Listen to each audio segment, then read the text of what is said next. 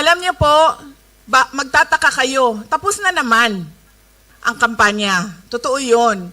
Pero bakit nandito si Attorney Hinlo, si Attorney Bondoc, si Dr. Mata?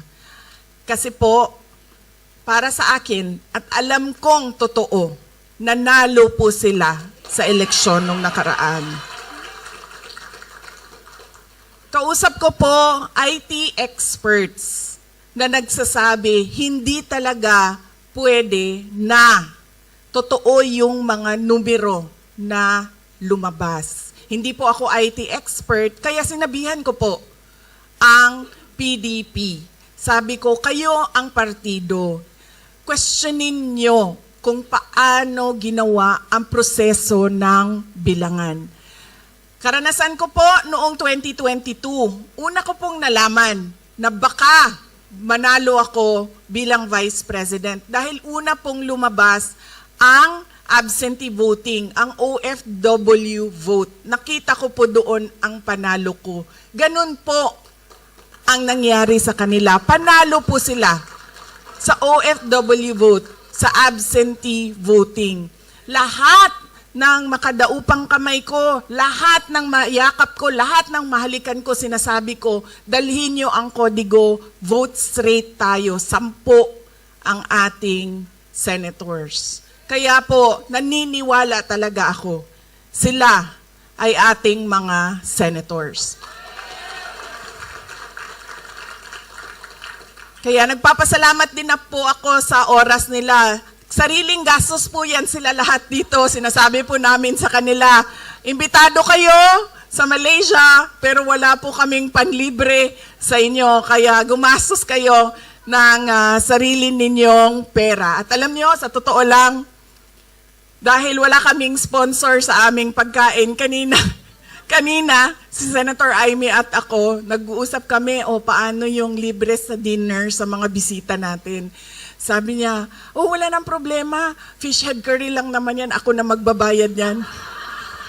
Tapos sabi niya sa akin, iba na yon kapag wagyu na ang usapan.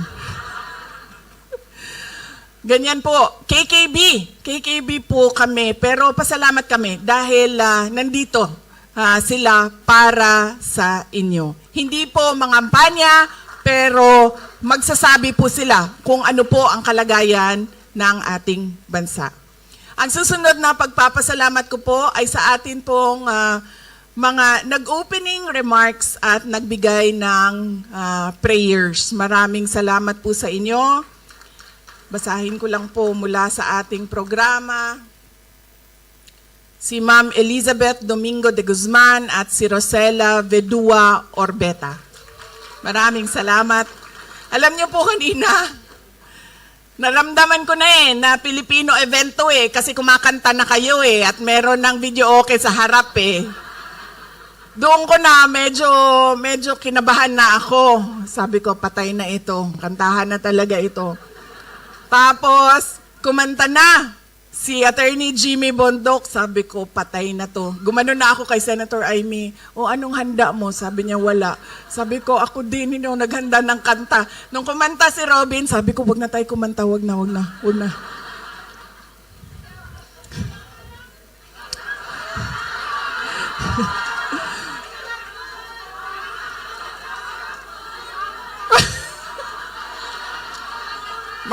Mag-practice muna kami ni Doc Marites Mata, ha? Tapos babalikan namin kayo mamaya. Kabisaduhin ko muna yung kanyang moves. Kaya po, tapos naramdaman ko po yung init ng inyong pag-welcome ba? Yung init ng inyong pagtanggap sa amin dito. Maraming salamat. Thank you, ma'am. Kinabahan ako sa inyong kanta talaga kanina. Sabi ko, patay, wala akong handa.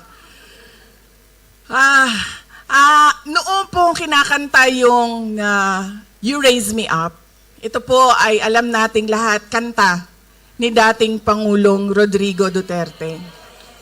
At lagi ko po yung naririnig. Sa sasakyan niya, sa bahay niya, pinapatugtog niya yan. At alam niyo po, kanina, medyo na-touch ako sa kanta. Dahil naalala ko siya. At syempre, malayo siya sa ating lahat. At alam nyo, naalala ko din siya sa mga turo niya sa akin kanina. Dahil medyo syempre na ano yung damdamin ko sa kanta, pero naalala ko lagi, sinasabi niya sa akin noong ako ay lumalaki, bawal umiyak. Mag-isip ka lang ng solusyon, always forward, bawal umiyak. Ito, hindi ako nagpaalam kay Kitty, pero sabihin ko na sa inyo, nung isang beses na magkasama kami sa pagbisita doon sa loob ng ICC Detention Unit, sinasabihan ko na yan sila lahat bago pumasok, huwag kayo umiyak doon sa loob, huwag kayo umiyak kasi magagalit yan. Huwag kayo umiyak. Yan beses yan. Isang beses, kasama ko si Kitty, hindi nakapagpigil. Kasi siya naman ay malapit talaga kay Pangulong Duterte. In fact, hanggang ngayon, pag merong pagkakataon, ay tumatabi pa din sa tulog si Kitty sa aming tatay. So umiyak. Gumanon na ako sa kanya. Tapos, nakita siya. Siyempre, nakita siya kasi gumaganyan doon eh. Tapos, pinagalitan. Sinabihan siya, your tears won't help. So, sabi ko sa kanya,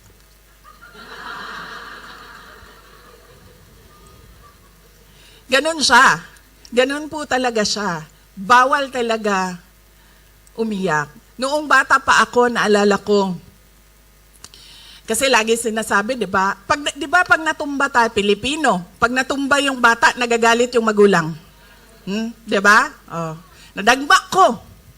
Sinundo niya ako sa paaralan, tumatakbo ako papunta sa sasakyan, tapos diretso, plak! Diretso talaga, flat. Medyo hindi pa ako kagad kasi nagulat ako sa nangyari sa akin eh. Masakit. Pero nakita ko, nakatingin yung tatay ko, nandun sa sasakyan eh. Gumaganyan. Upo ako sa sasakyan, tapos sabi niya, huwag ka umiyak. Masakit eh, di ba? Diretso eh. So ganon po, kahit noong nakwento ko na ito, noong nasa law school ako, iyak ako, sabi niya, hindi nakakatulong yaang iyak mo. Ang dapat mong iniisip kung ano yung solusyon sa problema. Kaya kanina, napakaganda nung kanta at naramdaman ko talaga siya dahil naalala ko yung tatay ko pero bawal umiyak. So, at alam niyo po, Attorney JV, totoo yan. Itim po ang nararamdaman nating lahat ngayon kung ano yung nangyayari sa bayan natin. Kaso po, nung binasa ko yung program, nakalagay po doon, may best dress contest. Sabi ko doon sa mga kasama ko, kasi nahuli na dumating yung mga kasama ko eh. Nung nabasa ko yung program na may best dress, sabi ko, pakisabi, dalhan ako ng Filipiniana. Kasi sasali ako sa best dress contest, di ba? Siyempre. Sali ako sa programa na ito. Pero, nung pagpasok ni Robin Padilla, nakita ko yung kanyang barong, sabi ko, aba, napakaganda ng pagkasukat, pagkatahi. Yung sa akin, medyo maluwang-luwang pa. Sabi ko, wala na, talo na ako sa best dress. Tapos, nung pumasok si Senator Amy, natanggap ko na po na hindi ako ang best dress. Sabi ko sa kanya kanina, sabi ko, ang ganda ng green mo. Sabi ko, sa akin na yan. Binigay naman niya sa akin. Gusto ko yan dahil see-through parang pang Ivana Alawi. Kitang-kita dito no? Pero, Kanina, nung nakatayo si Attorney Jimmy Bondoc dito sa harap, Attorney JV, naisip ko na siya na lang ang ating i-best dressed sa table namin. Kasi nagpagawa siya ng barong para sa oath-taking niya.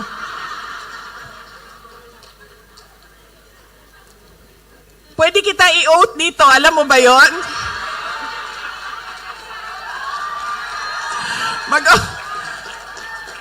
Pwede ko i-administer yung oath mo.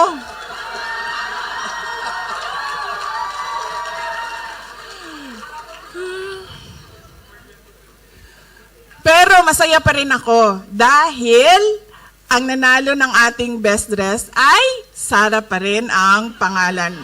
Sara Makasait, ma'am, congratulations. At syempre, ang ating male best dressed ay Jambara bin Jinula. Congratulations.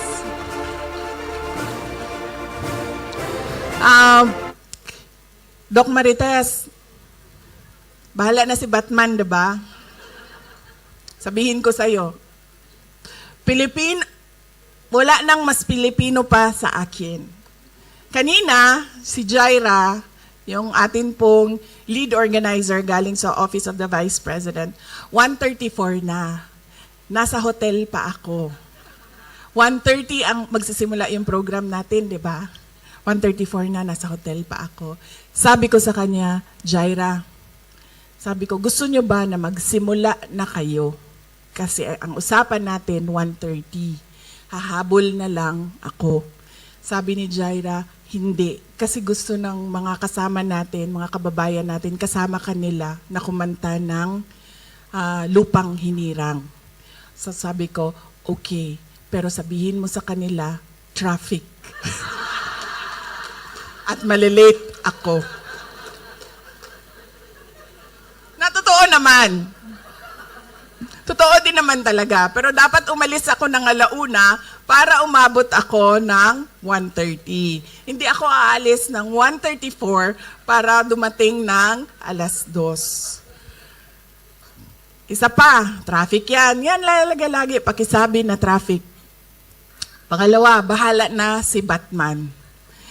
Noong galing kami sa Hague, tapos, nakalimutan ko lang kung ano yung topic namin ng nanay ko. Sa galing kami sa Hague, nito lang nag-duty kami, bisita doon kay dating Pangulong Duterte. May sinasabi siya sa akin. Tapos sabi ko, Ma, bahala na si Batman, Ma. Uy! Tapos sabi niya, Day, sino si Batman? Sabi niya, lagi mo yan sinasagot sa akin sa chat. Sino si Batman? Sabi ko, Ma, si Batman ba? Yung cartoon character ba si Batman? Batman and Robin, Batman. Tapos sabi niya, oh, bakit bahala si Batman? Napaisip din ako, bakit nga ba bahala si Batman? Fresh na fresh yan. Kagagaling lang namin sa biyahe. Tinanong talaga ako ng nanay ko, sino daw si Batman? At hindi ko na rin alam, bakit ba bahala si Batman? Bakit hindi bahala si Superman? Spider-Man? Yan din kasi lagi na ang tanong ko, ang sagot ko sa lahat ng mga tanong na walang sagot. Kapag hindi ko pa naisip kung ano yung solusyon. Bahala na si Batman. Kahapon, alam niyo po, galing kaming Hague. Nakita niyo po yung mga lakad namin doon dahil nagpapalit-palit po kami ng pamilya para panigurado na meron pong pamilya na naandoon, nagbabantay kay dating Pangulong Duterte. So palit-palit po kami lagi. Ako, si Hanilet, yung kuya ko, sumama sa amin si Baste. So kagagaling lang namin doon. Tapos, sa sobrang pagod ko, sa totoo lang din talaga, pagod na din talaga ako na magbiyahe doon. Kasi, ano ba yung biyahe doon? 6 hours plus 9 hours, no? 15 hours yon papunta. Tapos 15 hours yon pabalik. Tapos gagawin mo yon every 2 weeks. 15 hours, 15 hours. So napagod ako. Hindi ko na naayos yung aking gamit. Dahil umuwi lang kami ng isang araw. So umuwi kami ng 5, no? Tapos 6 nasa office tayo. Yes, umuwi kami ng June 5. June 6 nasa office kami kasi kailangan namin magpirma at yung mga mag-oath-taking, pwede ka din mag-oath-taking sa office namin. May schedule pa kami sa May 25 ata yun. At pagkatapos nun, June 6 ay aalis na kami. So sa sobrang pagod ko, yung maleta ko, suitcase ko, galing sa Hague. Yun ang dinala ko papunta sa biyahe namin. Galing kaming Vietnam. Sinama ko po yung anak ko at kami lang dalawa at nagbiyahe kami ng Vietnam. So yung dala ko, yun ay galing sa Hague. At nakakatawa dahil yung mga pasalubong na dapat maiwan sa Pilipinas ay nandito po siya sa Malaysia. Ganyan ang sobrang pagod ko na sabi ko sa kasama ko, ilagay mo na lang yung 2 Filipiniana, ito dinagdag lang kasi nagkulang. 2 Filipiniana, ilagay mo na lang yung pasok mo, tapos padala mo na yan. Yan na yung check-in. So kahapon, naubusan na ako ng damit. Tapos, sabi ko sa laundry, sabi nila 24 hours pa daw. So hindi mabalik kaagad dito sa hotel. So sabi ko sa anak ko, punta tayo ng mall kasi kailangan ko bumili ng t-shirt. Dahil kailangan ko ng pangpalit, no? Yung pantulog, okay lang yun, paulit-ulit eh. Kahit nung nagsimula siya nung May 24, pabalik-balik siya. Okay lang yun. Pero yung sa panlakad, kailangan talaga, fresh, no? So, sabi ko sa kanya, bili tayo ng t-shirt. Kain tayo, tapos bili tayo ng t-shirt. So, naglalakad kami sa mall. Sa pavilion. Naglalakad kami doon. Tapos sabi ko sa kanya, naglalakad kami, sabi ko, alam mo, ang ganda ng Kuala Lumpur. Sabi ko sa kanya, ang daming laman ng kanilang mall, madaming stocks yung kanilang, hindi ka napipilitan na ito na lang bibilhin ko kasi ito lang yung nandoon. Marami kang choices. Napakaganda nung mall, tapos maayos. Tapos sabi ko sa anak ko, maganda to. Sabi niya, oo nga ma. Sabi niya, dalhin natin yung 2 niya daw kapatid. Dalhin natin sila dito para makita nila ang Kuala Lumpur. Even ang galing sa airport. Malayo ang airport, di ba? Pero napakaganda nung daan. Papunta dito sa sentro ng Kuala Lumpur. Hindi yung sinabi mo, ma'am. Di ba, ma'am? Sa atin, alam mo, nakasimento naman siya, naka-asfalto naman siya, pero bakit gumaganon? Hindi ko maintindihan. Talaga, totoo. Dumadaan ka ng EDSA, nakasimento man siya, asfalto siya, pero bakit dito suabe? Di ba? So, yun yung nakita namin na dapat kaparte ng programa natin sa Independence Day. Yung mga best practices sa ibang bansa na kayong lahat nakita ninyo. Dahil tumira, nagtrabaho, 20 years, 15 years, 10 years kayo sa ibang bansa at nakita ninyo kung ano yung mga pinakamaganda na ginawa nila para sa kanilang bansa na gusto natin makita sa ating bayan. na ngayon ay pangarap pa lang, pag-uusapan natin, pero sa susunod, dapat nakita natin, naramdaman natin, at maipamana natin sa mga anak natin. Hindi yung kung ano yung 1990s, ay ganun pa rin ang ibigay natin sa ating mga anak. Kaya po napakahalaga ng celebration natin ng Independence Day. Dahil ito ay celebration ng ating kalayaan, pagpapasalamat sa ating mga ninuno, pero ito din ay pagkilala ng ating mga problema bilang bayan, at ito din ay panahon para tayo ay makapagbigay ng ating mga pangarap para sa ating pinakamamahal na bayan.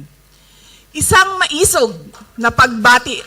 Intro pa lang po yun. Ito po yung totoo na speech. Ito po yung totoo na speech. Kailangan ko po gawin ito kanina, si Senator Amy, sabi ko sa kanya, huwag mo ako kasapin kasi hindi pa tapos yung speech ko. Ginagawa ko siya. Tapos habang kumakanta si Jimmy Bondok, gumaganon-ganon ako, pero edit ng speech. Habang kumakanta si Robin Padilla, sabi ko, Jaira, pasa mo sa akin yung ano. Tapos sabi ni Senator Amy, Baba, bakit parang seryoso yung speech mo? Bakit, siniseryoso mo yan? Sabi ko, trabaho ko kasi. Trabaho ko ang magbigay ng mensahe para sa inyong lahat.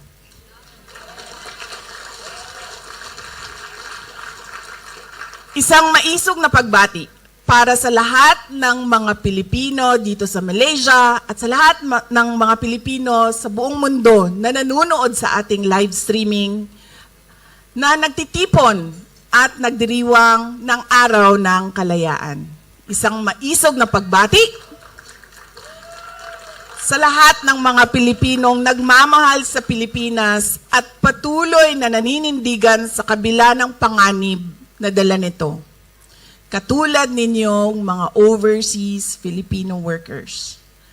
Matapang ninyong hinaharap ang mga panganib at hirap sa ibang bansa para lang mabigyan ninyo ng komportableng buhay ang inyong mga pamilya sa Pilipinas. Kami po ay nagpapasalamat sa patuloy ninyo na suporta sa ating bayan at sa pag-aalaga ninyo sa inyong mga pamilya na nandun sa ating bayan. Ang inyong mga sakripisyo at tapang ay nagsasalamin sa lalim ng inyong pagmamahal sa inyong pamilya. At dito rin natin nakikita ang inyong malasakit para sa Pilipinas. Ang ating pangarap ay lumaya sa kahirapan at maging matatag ang bansa. Kapag matatag tayo, maganda ang ekonomiya. At kapag maganda ang ekonomiya, may kabuhayan at hanap buhay ang mga Pilipino. Posibleng hindi na kailangan maging OFW.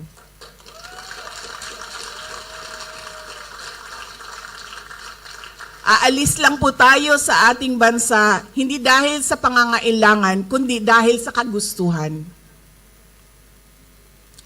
Sa ating pagdiriwang ng Araw ng Kalayaan, tandaan natin ang mga sakripisyo ng ating mga bayani na dahil sa kanilang pagmamahal sa Pilipinas ay walang takot na itinaya ang kanilang buhay at lumaban. Paalala rin ang araw na ito na ang kalayaan ay makakamtan lamang natin kung tayo ay tunay na nagkakaisa.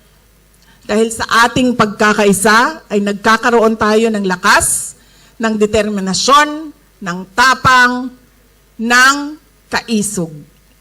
Gayunpaman, sa ating pagkakaisa ay nalalantad ang mga interes na salungat sa interes ng mga Pilipino.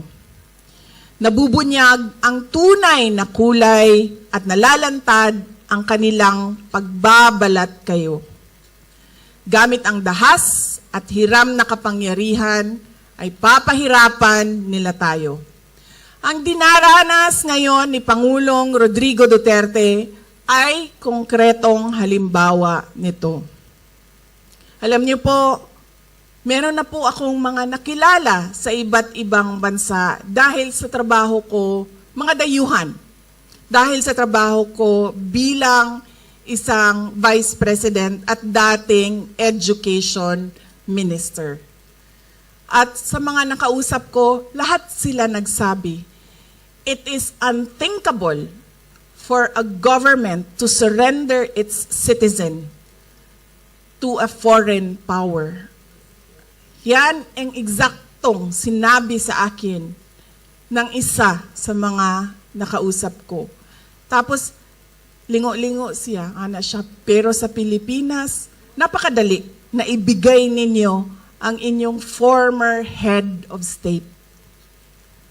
Kaya ako man ay, kahit hindi anak, kahit sabihin na lang natin, karaniwang mamamayan, nahihiya ako sa ginawa natin sa ating dating Pangulo.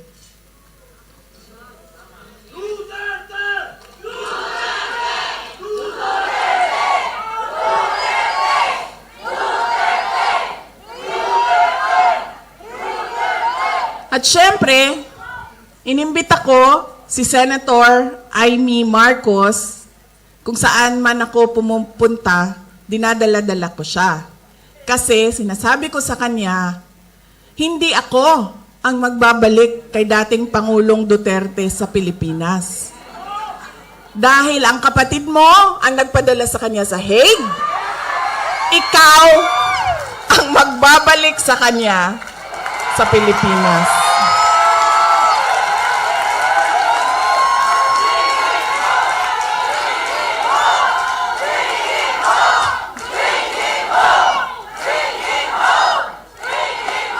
Diba? Ako ba din naghatod sa iyahan dito? Diliman? Diba? Di iyahang igsuon man, di ikaw ang magbalik ana dito sa mua sa Davao. Kaya dala-dala ko yan siya lagi, kahit saan ako pumunta. Kasi alam nyo, bakit? Kahit saan din ako pumunta, lahat ng Pilipino nagsasabi, iuwi mo sa akin. Sinasabihan ako, kahit nung bata sa kampanya namin sa Manila, maliit na bata na pagbaba ko sa stage, mukha siyang mga 8-9 years old, sabi niya sa akin, ibalik mo si Tatay Digong. Ha? Bakit ako? Ikaw! Diba? Kaya dala-dala ko yan siya. Kahit saan. Para siyang naka-hostage. Bibitawan ko lang yan siya kapag si dating Pangulong Duterte ay nabalik na sa Davao City.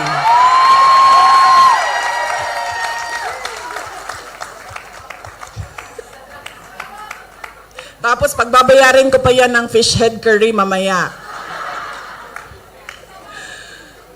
Tulad kay Pangulong Duterte, dahil sa kanyang patuloy na pagmamahal at malasakit sa ating bayan, ay itinuring siyang kalaban ng mga taong lasing sa kapangyarihan.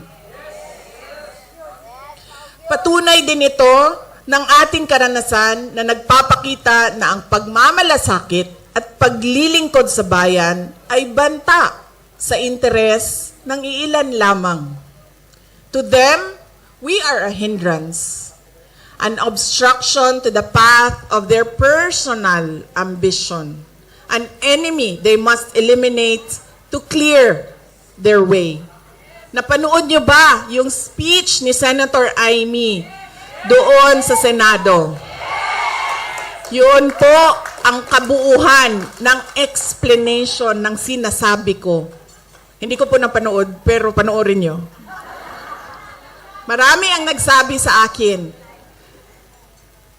na naipaliwanag niya ng maayos kung ano ba yung nangyayari sa impeachment na ginagawa. The attacks are cowardly, yet openly disingenuous and arrogant, absence of basic human decency and respect for the rule of law. typical of people drunk in power. Pero nananatili tayong nakatayo dahil ang ipinaglalaban natin ay tama at totoo. We remain strong, steadfast, and grounded in truth, integrity, and faith in the hand of God that will move in ways we cannot comprehend at this point. Justice bends to the truth, and we are ever more resolute in our fight for the Philippines. Kalayaan, kinabukasan, yung ating KKK,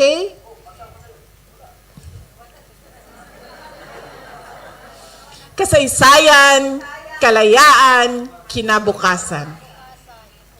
At naniniwala akong maipapanalo natin ang laban na ito dahil laban natin itong lahat.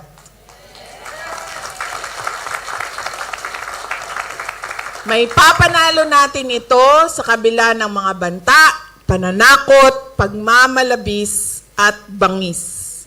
Tandaan natin na walang silbi ang anumang hadlang sa nagkakaisang mamamayan. Mga kababayan, alam na natin lahat kung ano ang problema ng ating bayan. Dahil nagrereklamo tayo araw-araw. Kami na nandoon sa Pilipinas, nararamdaman namin araw-araw. Example na lang, yung tagtag ng EDSA araw-araw. Kaya ang consultation namin ngayon ay hindi kung ano yung reklamo, kundi kung ano yung naisip ninyo at nakita ninyong solusyon. Nakita ninyo sa ibang mga bansa, kung saan kayo ay nanirahan, kung saan kayo ay nagtrabaho. Whether by choice or by force, you have lived and worked abroad. You have witnessed effective systems and thriving communities. What best practices from other countries should be adopted in the Philippines? What changes would you like to see for a better future? Sa konsultasyon na ito, nais naming marinig mula sa inyo ang inyong mga karanasan sa ibang bansa upang mabago natin ang direksyon ng ating bayan. We should demand change. We should fight for change. Ang araw ng kalayaan ay maging inspirasyon sana natin para patuloy na maging tapat na mga Pilipino. Tulungan po natin ang Pilipinas, huwag tayong mapagod sa pakikipaglaban para sa magandang kinabukasan ng ating mga pamilya, lalong-lalo na ng ating mga anak. Huwag nating ipagkunulo ang kapwa Pilipino o isuko ang interes ng Pilipinas. May pag-asa po tayo. At bilang mga maisog na mga Pilipino, may maggagawa tayo. Mga kababayan, sa ating patuloy na pagkakaisa ay hindi tayo mabubuwal. Hindi tayo matutumba. Hindi tayo mapapabagsak. Maligayang araw ng kalayaan, Pilipinas. Ang lahat ng ginagawa natin ay para sa Diyos, sa bayan, at sa bawat pamilyang Pilipino. Syukran.